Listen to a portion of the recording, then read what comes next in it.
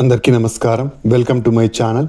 రాష్ట్ర వ్యాప్తంగా 50 సంవత్సరాల పెన్షన్ మరియు 28 కేటగిరీల పెన్షన్లకు గ్రీన్ సిగ్నల్ ఇస్తూ రాష్ట్ర ప్రభుత్వం నిర్ణయం తీసుకోవడం జరిగింది.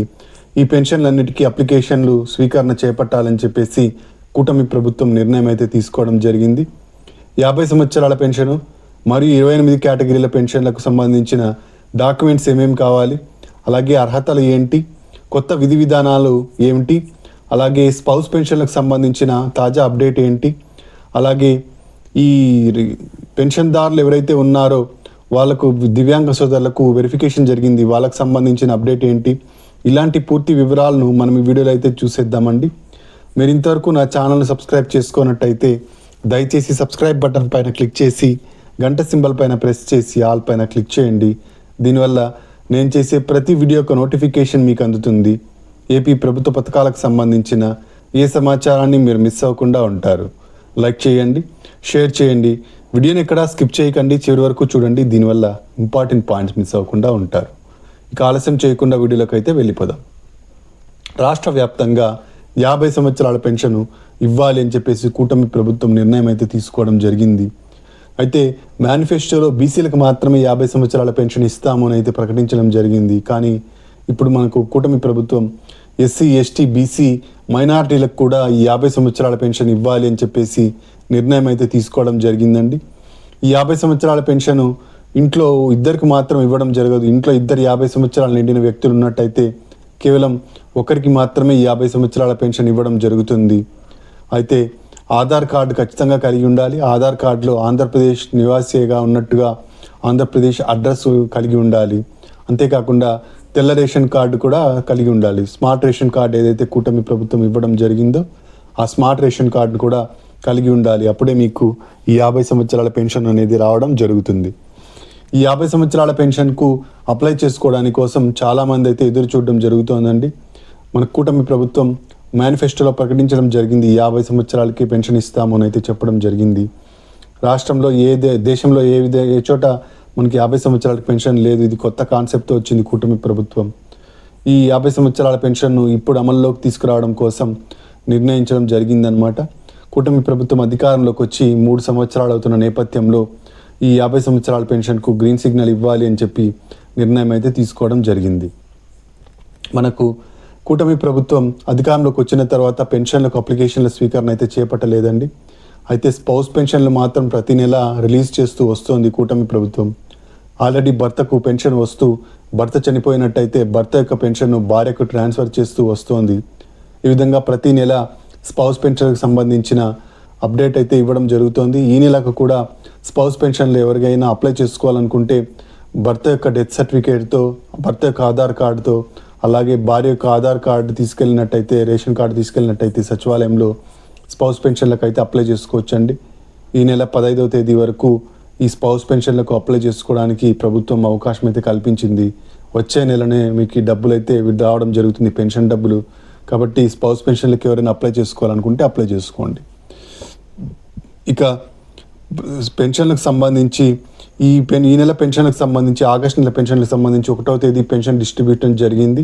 నిన్న ఆదివారం కావడంతో నిన్న ఆగింది అనమాట. ఈరోజు ఎవరైనా బ్యాలెన్స్ ఉన్నట్టయితే వాళ్ళకు పెన్షన్లు అయితే అందజేయడం జరుగుతుందన్నమాట. ఇంటి వద్దకే వచ్చి సచివాలయ ఉద్యోగులు మీకు పెన్షన్లు అయితే అందించడం జరుగుతుంది. ఖచ్చితంగా పెన్షన్ అయితే తీసుకోండి. ఈరోజు మిస్ అయిందంటే మళ్ళీ నెక్స్ట్ మంతే తీసుకోవాల్సి ఉంటుంది.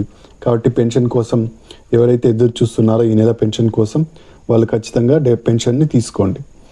ఇక పెన్షన్లకు సంబంధించి 28 కేటగిరీల పెన్షన్లకు సంబంధించి అప్లై చేసుకోవడానికి కోసం డాక్యుమెంట్స్ ఏం కావాలో చూద్దామండి. కొత్త వితంతు పెన్షన్కి సంబంధించి వితంతు పెన్షన్లు ఎవరైతే భర్త చనిపోయి ఉంటాడో వాళ్ళకు వితంతు పెన్షన్లు ఇస్తారు. వితంతు పెన్షన్ 4,000 రూపాయలు ఇవ్వడం జరుగుతుంది. వితంతు పెన్షన్లకు సంబంధించి ఏమేమి డాక్యుమెంట్స్ కావాలో చూద్దాం. ఆధార్ కార్డు కావాలి, తెల్ల రేషన్ కార్డు కావాలి, క్యాస్ట్ సర్టిఫికేట్, ఇన్కమ్ సర్టిఫికేట్ కావాలి, అలాగే 6 నెలల కరెంటు బిల్ యొక్క సరాసరి కావాల్సి ఉంటుంది. అలాగే భర్త చనిపోయినట్టుగా భర్త డెత్ సర్టిఫికేట్ను సబ్మిట్ చేయాల్సి ఉంటుంది, భర్త ఆధార్ కార్డును సబ్మిట్ చేయాల్సి ఉంటుంది. ఈ విధంగా వితంతు పెన్షన్లకు సంబంధించి అప్డేట్ అయితే వచ్చిందనమాట. ఇది ఎప్పటి నుంచి పెన్షన్లకు అప్లికేషన్ల స్వీకరణ చేపడతారంటే ఆగస్టు నెల 2వ వారం నుంచి అప్లికేషన్ల స్వీకరణ అయితే చేపట్టబోతున్నారండి. కేవలం 28 కేటగిరీలే కాకుండా 50 సంవత్సరాల పెన్షన్ కూడా అప్లికేషన్ల స్వీకరణ అయితే చేపట్టనున్నారు. ఇక నెక్స్ట్ ఒంటరి మహిళ పెన్షన్ తీసుకున్నట్టయితే భర్తతో మహిళ విడిపోయినట్టుగా డైవర్స్ సర్టిఫికేట్ను ఒంటరి మహిళా పెన్షన్కి అప్లై చేసుకోవడానికి తీసుకోవాల్సి ఉంటుంది. ఈ డాక్యుమెంట్స్ ఇంతకుముందు చెప్పిన డాక్యుమెంట్స్తో పాటుగా మీరు ఇవి చేర్చినట్టయితే డైవర్స్ సర్టిఫికేట్ను అప్లై అయితే చేసుకోవచ్చు. ఇక చేతి వృత్తుల వారి పెన్షన్కి సంబంధించి వారి వృత్తికి సంబంధించిన ఐడెంటిటీ కార్డు డాక్యుమెంట్స్ని సబ్మిట్ చేయాల్సి ఉంటుంది. ఇక అంతేకాకుండా దివ్యాంగ సోదరులకు సంబంధించి 40% నుంచి 85% మధ్య అంగవైకల్యం ఉన్న వాళ్ళు సదరం సర్టిఫికేట్ని సబ్మిట్ చేసినట్టయితే 6,000 రూపాయల పెన్షన్ ఇవ్వడం జరుగుతుంది. ఇక 85% నుంచి 100% మధ్య ఉన్నవాళ్ళు అంగవైకల్యం ఉన్నవాళ్ళు 10,000 రూపాయలు 15,000 రూపాయల పెన్షన్ అయితే తీసుకోవచ్చు. దీనికోసం మెడికల్ సర్టిఫికేట్ని అయితే సబ్మిట్ చేయాల్సి ఉంటుంది. ఈ విధంగా అన్ని కేటగిరీలకు సంబంధించిన పెన్షన్లకు అప్లికేషన్ల స్వీకరణ అయితే చేపట్టనుంది కూటమి ప్రభుత్వం. అయితే 27,719 కోట్ల రూపాయలను ఈ పెన్షన్ల కోసం ఎన్టీఆర్ భరోసా పెన్షన్ల కోసం నిర్ణయించడం జరిగింది, బడ్జెట్లో కేటాయించడం జరిగింది కూటమి ప్రభుత్వం. ఈ డబ్బులు అతి త్వరలోనే పెన్షన్దారుల ఖాతాలకు అయితే చేరుతాయి. మనకు 15 లక్షల మంది దాదాపుగా పెన్షన్దారులు వెయిట్ చేస్తున్నట్టుగా ప్రభుత్వం అంచనాకు రావడం జరిగింది. ఇప్పటికే 63 లక్షల మంది పెన్షన్లను అందుకుంటున్నారు. ఈ 15 లక్షల మంది కొత్తగా చేరినట్టయితే 78,000 లక్షల మంది అయితే పెన్షన్దారులు అవుతారనమాట. అయితే ఏ పెన్షన్కి అప్లై చేయాలనుకున్నా తెల్ల రేషన్ కార్డు ఖచ్చితంగా ఉండాలండి. కాబట్టి తెల్ల రేషన్ కార్డు లేనట్టయితే అప్లై చేసుకుని తెల్ల రేషన్ కార్డు వెంటనే తెచ్చుకోండి. అటువంటి వాళ్ళకి మాత్రమే పెన్షన్లకు అప్లై చేసుకోవడానికి అవకాశం కల్పిస్తుంది కూటమి ప్రభుత్వం. ఇక పెన్షన్కు మీకు అర్హత ఉందా లేదా అనేది చెక్ చేసుకోవడం కోసం ప్రభుత్వం ఒక వెబ్సైట్ని అయితే రూపొందించడం జరిగిందండి. ఈ వెబ్సైట్ను మీరు ఎలా సందర్శించవచ్చు అంటే గూగుల్ ఓపెన్ చేసి గూగుల్లో ఏపీ స్కీమ్స్ ఎలిజిబిలిటీ చెక్ అని కొట్టినట్టయితే మొదటగా వచ్చే వెబ్సైట్ను ఓపెన్ చేసినట్టయితే అక్కడ మీరు మీ ఆధార్ నంబర్ని ఎంటర్ చేసి 2026-27 సంవత్సరాన్ని సెలెక్ట్ చేసుకొని జనరల్ కేటగిరీకి సంబంధించిన కేటగిరీని సెలెక్ట్ చేసుకున్నట్టయితే మీకు ఓపెన్ అవ్వడం జరుగుతుంది. అక్కడ 7 కేటగిరీలు ఉంటాయి. 7 కేటగిరీల్లో మీకు అన్నిట్లోనూ సాటిస్ఫైడ్గా ఉన్నట్టయితే మీకు పెన్షన్ రావడానికి ఏ ఇబ్బంది ఉండదు. మీకు దేనికైనా అన్సాటిస్ఫైడ్ ఉన్నట్టయితే మీరు పెన్షన్కు అనర్హులుగా గుర్తించింది ప్రభుత్వం అని అయితే గుర్తుపెట్టుకోండి. కాబట్టి 7 పాయింట్లు మీకు తెలిసినవే. 6 స్టెప్ వెరిఫికేషన్ ద్వారా గత ప్రభుత్వం కూడా ఈ 6 స్టెప్ వెరిఫికేషన్ ద్వారా చెక్ చేస్తూ ఉండేది. ఇప్పుడు కూడా కూటమి ప్రభుత్వం 6 స్టెప్ వెరిఫికేషన్ ద్వారా మీకు చెక్ చేయడం జరుగుతుంది. ఈ 7 పాయింట్లు సాటిస్ఫైడ్గా ఉండాల్సిందే, అప్పుడే మీకు పెన్షన్ రావడం జరుగుతుంది. ఇదండి పెన్షన్లకు సంబంధించిన తాజా సమాచారం. మీరు ఇంతవరకు నా ఛానల్ని సబ్స్క్రైబ్ చేసుకున్నట్టయితే దయచేసి సబ్స్క్రైబ్ బటన్ పైన క్లిక్ చేసి గంట సింబల్ పైన ప్రెస్ చేసి ఆల్ పైన క్లిక్ చేయండి.